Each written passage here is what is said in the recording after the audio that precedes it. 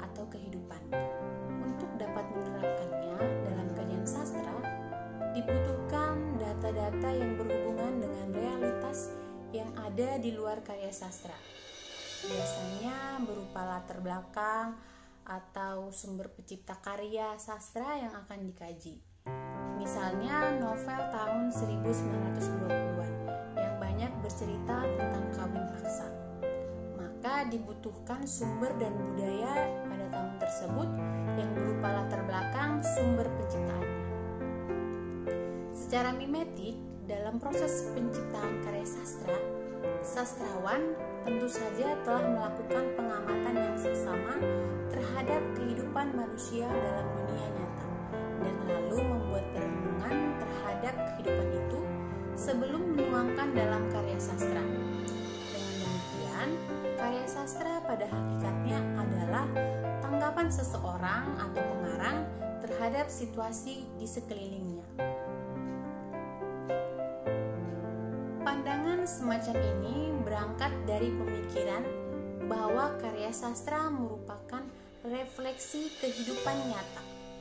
Refleksi ini terwujud karena adanya peniruan dan dipadukan dengan imajinasi pengarang terhadap realitas alam atau kehidupan manusia. Berbicara mengenai pandangan mimetik terhadap karya sastra itu, pada dasarnya tidak dilepaskan dari pemikiran Plato. Dalam hubungan ini, Plato dalam dialognya dengan Socrates mengemukakan bahwa semua karya seni termasuk karya sastra merupakan tiruan atau imitation.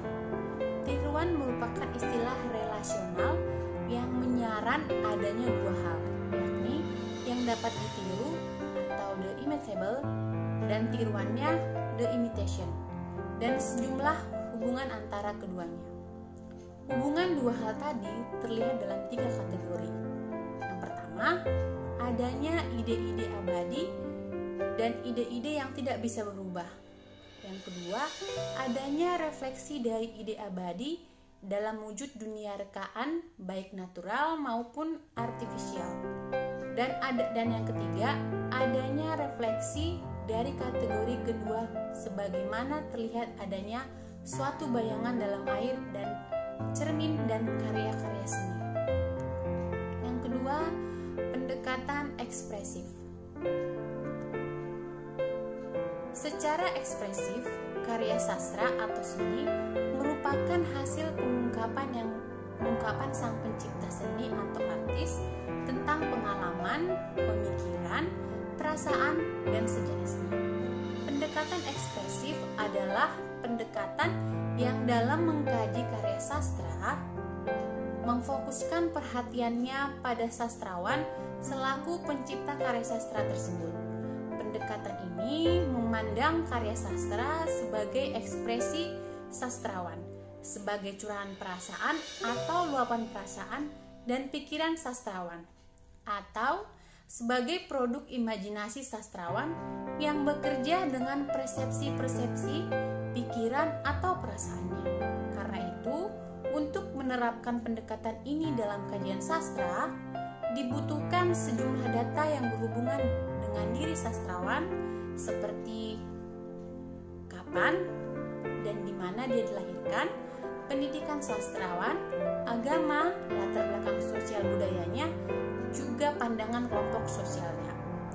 Dengan perkataan lain, dilihat dari sisi pengarang, karya sastra merupakan karya kreatif, imajinatif, atau rekaan dan dimaksudkan untuk menghadirkan keindahan.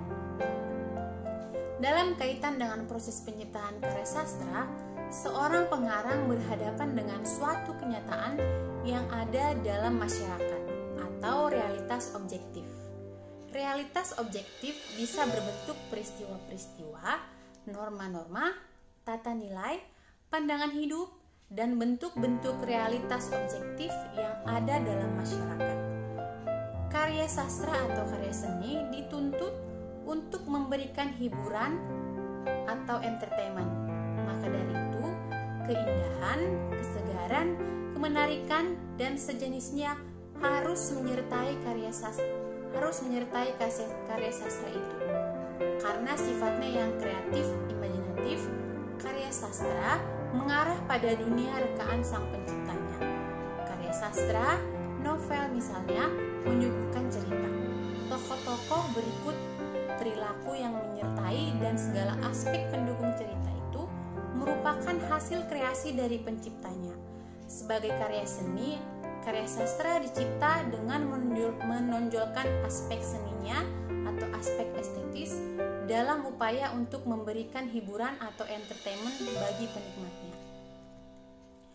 Tujuan akhir dari karya sastra atau seni adalah hanya menyuguhkan keindahan yang pada gilirannya dapat memberikan hiburan kepada penikmatnya. Yang ketiga, pendekatan pragmatik. Pendekatan pragmatik adalah pendekatan yang memandang karya sastra sebagai sarana untuk menyampaikan tujuan tertentu kepada pembaca. Dalam hal ini, tujuan tersebut dapat berupa tujuan politik, pendidikan, moral, agama, maupun tujuan lainnya. Dalam praktiknya pendekatan ini cenderung menilai karya sastra menurut keberhasilannya dalam mencapai tujuan tertentu bagi pembacanya. Dalam praktiknya, pendekatan ini mengkaji dan memahami karya sastra berdasarkan fungsinya untuk memberikan pendidikan atau ajaran moral, agama, maupun fungsi sosial lainnya. Semakin banyaknya nilai-nilai tersebut terkandung dalam karya sastra, maka semakin tinggi pula nilai karya sastra tersebut bagi pembacanya.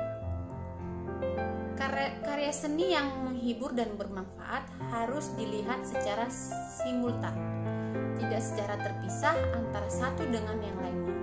Artinya, bagi seniman, dalam proses penciptaan karya seni atau sastra, antara aspek hiburan dan kebermanfaatan harus dipertimbangkan. Dia hendaknya tidak menonjolkan aspek hiburan daripada aspek kebermanfaatan, sehingga terjadi keseimbangan antara segi menghibur dan bermanfaat pada karya sastra yang diciptanya.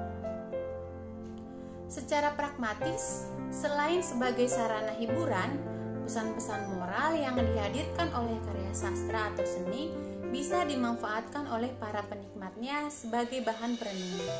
Kalau sastra atau seni, misalnya novel, dianggap sebagai model kehidupan manusia,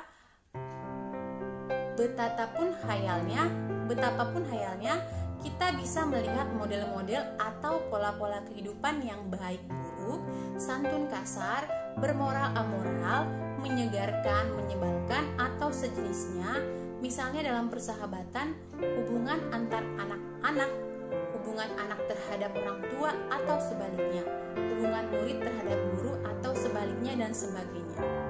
Model-model kehidupan dalam kategori baik bisa diadopsi dan dikembangkan dalam hidup bermasyarakat, berbangsa, bernegara.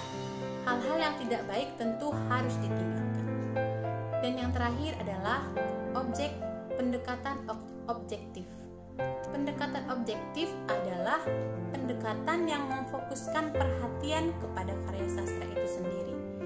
Pendekatan ini memandang karya sastra sebagai struktur yang otonom dan bebas dari hubungannya dengan realitas, pengarang maupun pembaca. Pendekatan ini juga disebut oleh Welek dan Warren sebagai pendekatan intrinsik karena kajian difokuskan pada unsur intrinsik karya sastra yang dipandang memiliki kebulatan, koherensi, dan kebenaran sendiri. Pandangan terhadap karya sastra secara objektif menyatakan bahwa karya sastra atau seni merupakan dunia yang otonom. Dalam hal ini, karya sastra merupakan dunia yang otonom yang dapat dilepaskan dari pencipta dan lingkungan sosial budaya zamannya. Dalam hal ini, karya sastra dapat diamati berdasarkan strukturnya. Pendekatan objektif merupakan pendekatan menitik beratkan pada karya sastra itu sendiri. Demikianlah yang dapat saya sampaikan, dan demikian juga presentasi dari kelompok kami, yaitu kelompok 7. Semoga bermanfaat dan terima kasih.